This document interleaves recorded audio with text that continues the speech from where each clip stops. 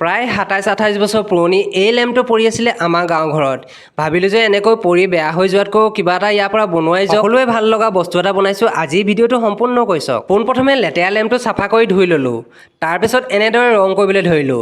এতিয়া দুটামান কানেকশ্যন আছিলে, কানেকশ্যনৰ কাৰণে ৱাইৰবিলাক এনেদৰে জইন কৰিবলৈ ধৰিলোঁ। মই এইফালে ৱাইৰখিনি কানেকশ্যন কৰি থাকোঁ মানে আপোনালোকে যদি মোৰ পেজটো ফ'ল' কৰা নাই তেন্তে ফ'ল' কৰি দিয়ক এনেকুৱা ধৰণৰ আৰু বহু ভিডিঅ' চাবৰ কাৰণে। লেম্পটো কানেকশ্যন আৰু কালাৰ কৰি হৈ গ'ল। এতিয়া চিমনিটোৰ ভিতৰত এপাহ প্লাষ্টিকৰ ফুল ভৰাই দুটামান কালাৰফুল শিলগুটি ভৰালোঁ। এতিয়া একুৰিয়ামৰ দোকানলৈ গ'লোঁ। একুৰিয়ামৰ দোকানলৈ গৈ পিনি দুটা সৰু সৰু মাছ কিনি আনিলোঁ। ইয়াৰ পিছত লেমৰ চিমলেটৰ জেগাত চিমলেটটো লগাই দি পিনি পানী অলপমান দিলোঁ। ইয়াৰ পিছতে দোকানৰ পৰা অনা মাছকেইজনী পেকেটটো খুলি ল'লোঁ।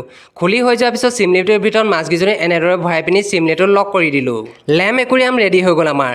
প্ৰয়োজন সাপেক্ষে এনেকুৱা ধৰণৰ এয়াৰ পাম্পো আপোনালোকে লগাই দিব পাৰে ভিতৰত। দেখাত ইমান মৰম লাগিছে, দেখিছেনে বাৰু? পুৰণি লেম্পটো হৈ গ'লগৈ একুৰিয়াম। আপোনালোকৰ ককা, আইতা, মা, দেউতা আৰু বহুতৰে এনেকুৱা ধৰণৰ লেম্পৰ লগত থকা পুৰণি মিঠা স্মৃতিবিলাক পুনৰ সজীৱ কৰিবৰ কাৰণে আজি ভিডিঅ'টো আপোনালোকে শ্বেয়াৰ কৰি দিয়ক। আপোনাৰো যদি আজি এই ভিডিঅ'টো চোৱাৰ পিছত লেম্পৰ লগত থকা কিছুমান পুৰণি কথা মনত পৰিছে তেন্তে আপোনাৰ মনৰ কথা আজি এই ভিডিঅ'টো কমেণ্ট বক্সত লিখিব পাৰে।